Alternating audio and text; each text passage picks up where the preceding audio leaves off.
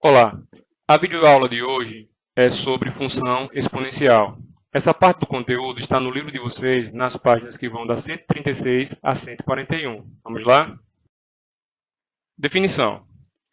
Uma função do tipo fx igual a elevado a x, onde esse a tem que ser maior que zero e ele não pode ser 1, é denominada uma função exponencial. Ou seja, toda função em que tivermos uma variável aqui no lugar do expoente, nós podemos chamar de função exponencial, desde que a base a seja maior que zero e seja diferente de 1.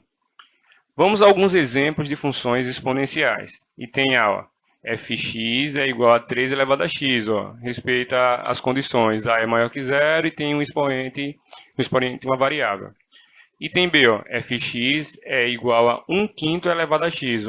De novo, a é maior que zero e o expoente é uma variável. Item C, fx é igual a raiz de 7 elevado a x. De novo, nós temos que a base é maior que zero e diferente de 1 e o expoente é uma variável. Exemplos. Dado uma função fx igual a 5 elevado a x, determine o valor numérico de. Determinar o valor numérico numa função é pegar o valor dado e substituir no lugar do x, como no exemplo aqui, ele está pedindo f3. O que a gente vai fazer? No onde aparecer x, a gente substitui por 3. Sendo assim, nós vamos ter 5 elevado a 3. No lugar do x, colocamos 3. Quem seria 5 elevado a 3? Pela definição de potência, nós sabemos que 5 elevado a 3 é 5 vezes 5 vezes 5. Não esquece o expoente aqui, diz quantas vezes nós vamos repetir a base, certo? 5 vezes 5 dá 25, 25 vezes 5 dá 125. Portanto, o valor numérico para quando x for 3 é 125.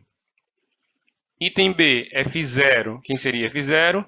No lugar do x, a gente substitui por 0. E como nós já vimos anteriormente, qualquer número elevado a 0, com exceção do 0, tem como resultado 1. Segundo exemplo. Dada a função fx igual a 3 elevado a x, determine o valor numérico de. Mesma coisa, se foi dado f elevado a menos 1, o que a gente vai fazer? No lugar de x, vamos substituir por menos 1. Agora tem aquele detalhe que a gente viu quando estudou potência. Quando o expoente é negativo, tem que ocorrer uma inversão. O numerador passa a ser denominador e o denominador passa a ser numerador. Mas poderiam perguntar assim, e quem é o denominador aqui? Não aparece, mas aqui embaixo do 3 tem o número 1.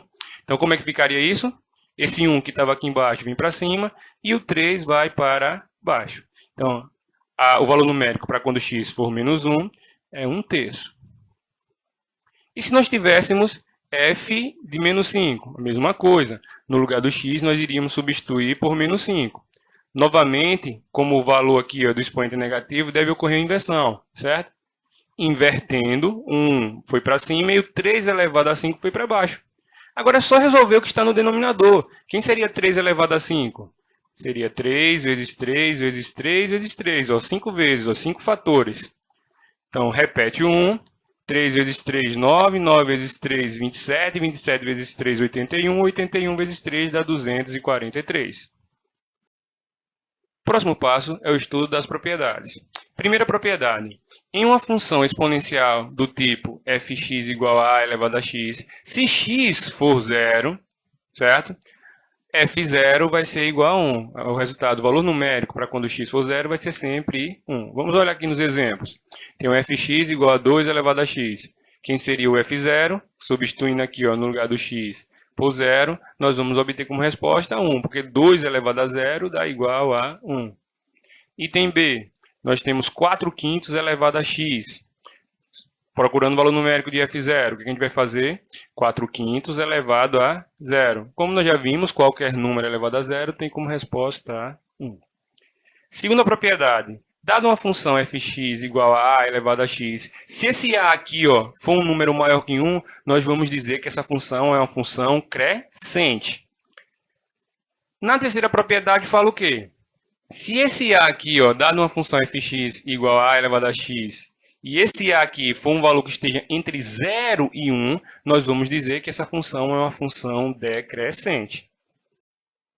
Vamos observar esse exemplo para fixar as ideias das duas últimas propriedades e verificar se uma função é crescente ou decrescente. que é que diz o exemplo? Classifica as funções exponenciais em crescente ou decrescente. Como nós vimos nas propriedades, o que nós temos que olhar é a base, certo? Aquele Azinho. Se ele for maior que 1, ela é crescente. Se ele estiver entre 0 e 1, ela é denominada decrescente. Vamos lá? Item A, fx é igual a 6 elevado a x. O A aqui, ó, é 6, certo? Então, como A é igual a 6 e 6 é maior que 1, nós podemos dizer que essa função é uma função crescente. Item B, fx é igual a 1,1 elevado a x. Observa que 1,1 é um número maior que 1, ó, essa base aqui, ó. Se ela é maior do que 1, nós podemos afirmar que essa função também é crescente. Item C, fx é igual a 0,8 elevado a x. Observa agora que 0,8 é um número que está entre 0 e 1, certo? É um valor que está entre 0 e 1. Ele estando entre 0 e 1, nós podemos afirmar que essa função é uma função decrescente. Item D, fx é igual a 3/5 elevado a x. Ó, 3/5 elevado a x.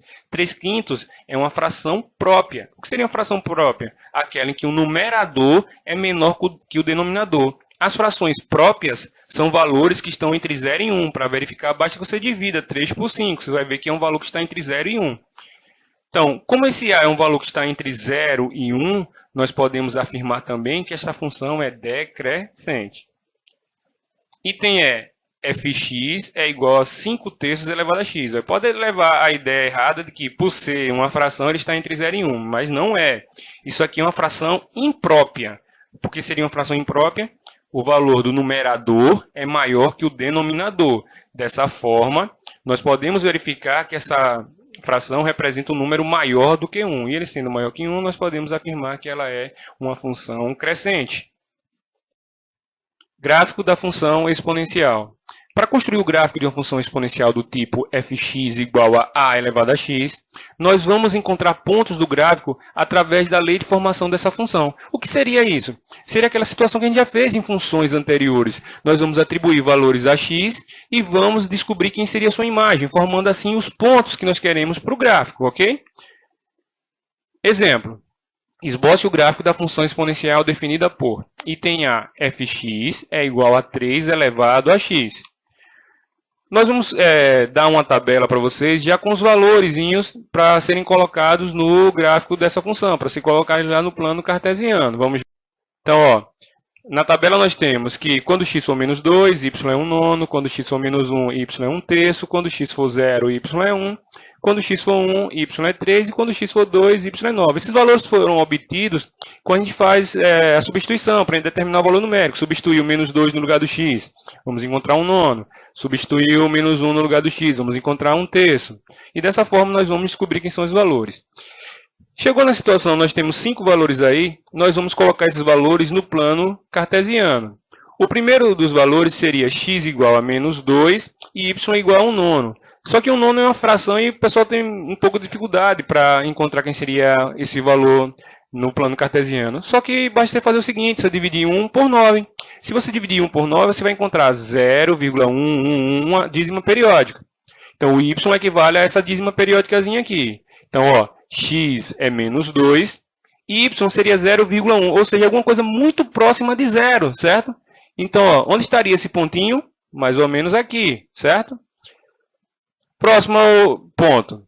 X é igual a menos 1 e y é igual a 1/3. É a mesma dificuldade, descobrir quem seria esse 1/3, certo? Mas dividindo 1 por 3, nós vamos observar que esse 1/3 equivale a 0,333, também uma dízima periódica. Então, quando x for menos 1, y vai ser essa dízima aqui, ó, 0,33. Também é um número muito pequeno, abaixo da metade aqui, ó, abaixo de 0,5. Então, esse menos 1 ficaria mais ou menos aqui, ó.